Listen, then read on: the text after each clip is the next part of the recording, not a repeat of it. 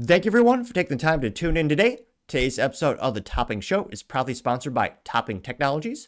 Topping Technologies is an IT value-added reseller and services company with a special proficiency in IT security. Heck, I see their founder at least twice a day. Gotta say he's quite handsome and brilliant. He's me, see, that's the joke. If you're an IT leader or business owner, you can reach out to the team at sales@toppingtechnologies.com. Also, still giving away a free flamethrower with every IT purchase. Yes, it does come with a fun Picatinny rail adapter, so you can mount it to any standard AR-15. Go to toppingtechnologies.com and click the flamethrower button to learn more, or click the URL in the video description below. Lastly, trying to get to 4,000 subscribers by the end of the month, so if you can click that button and tell your friends, I would greatly appreciate it. Now, going over to the business part of the podcast, you have some great news. You have the Porsche GT Boss saying that manuals are still super important, and they will offer the third pedal as long as they can, which is a sigh of relief as so many sports cars acquiesce to going to hybrids and two pedals, or shoot, even one pedal with autonomous driving or no pedals at all. There are still some of us that appreciate the true interaction, the beauty of downshifting into a corner on the track and just hearing the engine roar. And unfortunately, when it comes to sports cars, there's only a couple of them left, with, it still breaks my heart, the Corvette, which was an American icon for decades, now is simply having two pedals, which is such a boring vehicle that even my Honda Civic Si can pass down the track. Granted, I had a little bit more experience than that guy in the car, but it still made me smile ear to ear regardless. Now, specifically going to the article by Brian over at motor1.com, here you can see one of the iconic Porsche 911 GT3s, and they say, quote, keeping the manual is, quote, super important, says Porsche GT Boss. And not purposely trying to butcher this German name, and I'll pronounce, at least pronounce Porsche properly some days. But this is with the Porsche GT Boss Andreas Pruninger, and he says that it's not going away anytime soon, at least with their GT cars, which, again, is exceptional that they're dedicated to that. But for those who aren't Porsche enthusiasts or big gearheads, they're more track-oriented vehicle, but it also means it's also a premium price. So, like, they're not giving us the affirmation I really want, which is to say every Porsche 911, every Cayman will always have three pedals, even the entry-level vehicles, which, again, an entry-level Porsche is still six figures. I think it's $119,000 before the extortion, the sales tax. So don't get me wrong, it's still, a dream away for a lot of folks, including myself. But the GTs, I thought they start at 163 for the Cayman and 190 for the 911. And again, exceptional German engineering, build quality. It's one of the most reliable sports cars out there. That's why every time you see one of those track events where you could rent a sports car, an exotic car, and take it around the track, you'll notice they never have McLarens there, because those are, while beautifully designed, well, they're terrible reliable. They're just as reliable as an American vehicle average, which is to say, not at all. However, if you talk to people who actually run those programs, the cars they have the least amount of issues with is the Porsches. They're exceptionally reliable for a sports car and just a vehicle in general. Now, specifically, again, this article is credited to Brian Silveresto over at motor1.com, and he says, quote, the manual transmission is a dying breed. There are now just, 29 new cars you can still buy in a stick shift. And he doesn't mention this, however, there's also one truck. And it's sad, but there's only one truck, but there's one left, is a Toyota Tacoma, which you can also get in a fun green color, which I never thought I would want a green car until I saw my Civic Si face to face, and truth be told, it's kind of growing on me. But you still have one option for a truck, again, in the United States. Now they say, quote, Porsche sells two of its cars, the 718 as well as the 911, while things don't look good for the mid-engine 718 because of the tyranny of the European Union and forcing them to make hybrids and EVs. Well, okay, he didn't say that, I did, but when Porsche was asked, why the hell are you doing this to this beautiful piece of engineering with the Cayman, they said, yes, because the EU is forcing us because of cybersecurity laws so they can control their vehicles, but yeah, and also emissions, all that stuff, which, yeah, the EU is basically trying to destroy Germany and let China win everything. I'm sorry, I said China wrong. China will win it all with the EU and the EVs, because you can't beat their mass manufacturing and low cost. Because, again, that's what the EU is doing to Germany, but I partially digress. They say that, quote, at least one manual variant will be for the foreseeable future, and the Porsche GT Boss Andreas is concerned. He says, quote, from my personal point of view, it is always super important to have a manual. Porsche told Motor 1 at the launch of the 911 GT3 at Valencia, Spain, which, shoot, my family's from Cuba, so it's not Spain, but still I should be able to pronounce some things. Nevertheless, he says, quote, I prefer a manual as a driver's car. He says, I don't mind shifting even on the track, knowing exactly that the PDK is faster, which the PDK is a very fancy German word. There's no way I can pronounce properly, but it is admittedly a marvel of engineering. Is their what they call their automatic transmission, which yes will shift at a blink of an eye and shoot even faster these days. But again, if you want the fastest car in the world, just get an EV and it'll be the fastest car in the world. Go ahead and have a fun connection with the vehicle and on the track. That's where, yeah, I would argue, get a stick shift. Now, scrolling down, you can see another angle of that beautiful Porsche 911 GT3. Red is nice, but you know me, I'd love it if they had that in green, which it is kind of Porsche is the best company for customizing your car with all the unlimited options.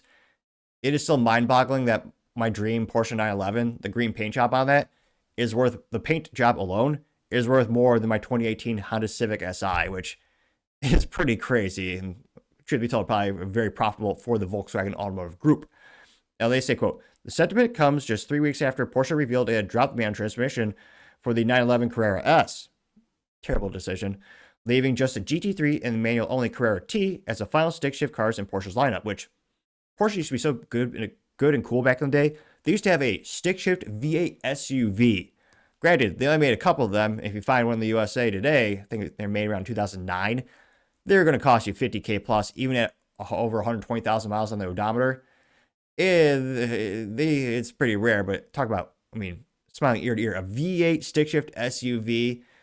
Yeah, that's pretty cool. And especially rare, you know, after 2008, a lot of those things started to die out. But now the only SUV you can buy in North America with a stick shift being the Ford Bronco. Now they say, quote, the GTT is refreshed for 2025. It's now the only Porsche where the buyer can choose between a manual transmission or the company's PTK pull dual clutch automatic. Buyers are split in the middle in the US with 46% choosing the stick shift on the normal GT3 and 75% going for their 3 pedals on the wingless touring model. Excellent. Because again, if you want stick shifts to be alive, not only do you need to get political, aka tell the government to stop killing gasoline engines, but you need to send messages directly to the manufacturer. The best way to do that, sure, you can email them, or if you feel so inclined, old school, handwritten note. However, the best metric to send them is sales.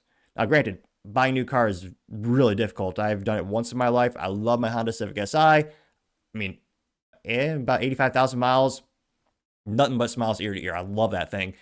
But buying a new car is not an easy feat, especially in the US these days. I know cost goes up. But again, if you want these manufacturers to keep making the stick shift, you have to buy a new stick shift vehicle.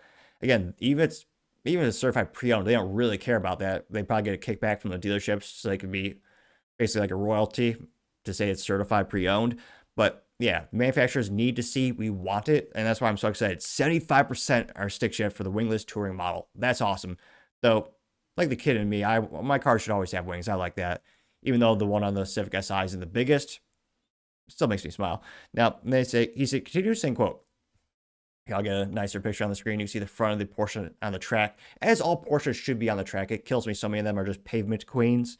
Now, he also says, quote, I think it's always good to have choices, and it's always in my head, even on the 991, bring back the manual transmission, which we did through the 991R.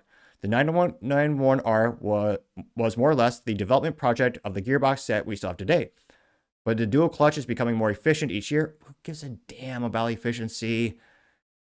I know some people want to, get those track records. And again, you will cut off a couple seconds off your lap times by going with the PDK. I know that. But again, wouldn't you want to smile more ear to ear? Unless you're a dedicated race, that's your job. But nevertheless, they say, quote, some fear the manual will eventually be killed off due to emissions. Well, some fear that because that is true. Many businesses, Volkswagen with I believe it was the Golf, they killed the stick shift on that because it wasn't as fuel efficient and the emissions were higher, and the government, big bad government, told them they couldn't do it. So yeah, it's not an unfounded fear. That's very true. Now, Prüdiger, who has been leading Porsche's GT division since 2000, says they think might have some ways around it. He says that the manual is lighter, so it contributes to better consumption and has less emissions, and you have more power at the wheel because the internal resistance of a manual gearbox is substantially lower than on a PDK. He says you don't have to have a power pack that has to produce hydraulic power through the clutch system. You don't have two clutches that run through a wet sump, which is resistance as well. In the real world, the manual car uses less gas and therefore puts out less emissions than a PDK. That's a fact. Unfortunately, facts Facts are a lot like oil and water when it comes to politicians and rationality. Most of them don't care. I would argue many of them are just self-serving, left and right, politically speaking. There you can see the beautiful interior of the Porsche 911, which has some really exceptional fit and finish. Granted, small anecdotal experience. I've been inside these vehicles. I've been inside a 911 once and drove it for a track, which again, that's only a couple of minutes relatively speaking, as well as the Cayman.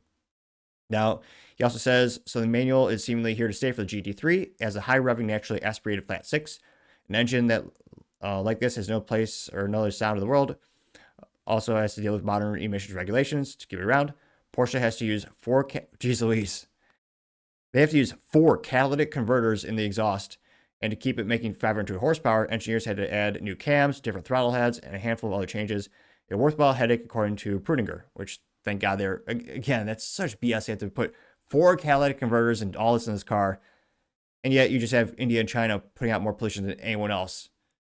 And yet we're the ones that get punished for it. It's ridiculous. And he says, quote, the manual is a combination with the high revving 9,000 RPM ICE engine. It's just a big fun factor. I think we are in the entertainment business in the car. It's not a means of transportation. We have to go for smiles. Thank God some of the automotive community actually understands what enthusiasts wants.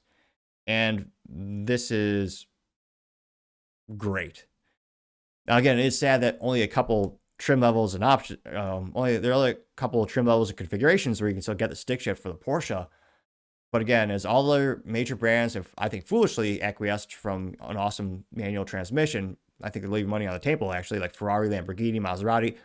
A lot of those brands just gave up completely on it. I think it's a big mistake. It's why Porsche keeps winning a lot of these enthusiast buyers.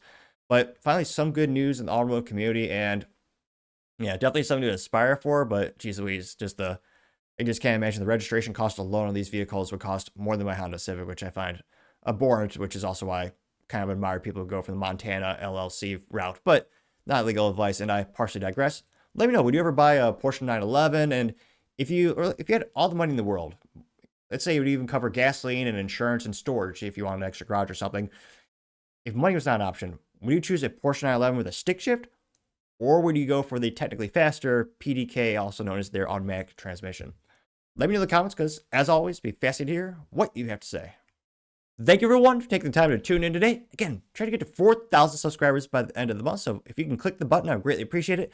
Also, give me a thumbs up, thumbs down, or comment. It's a great way to give me some additional feedback, letting me know how I can make the show better and better.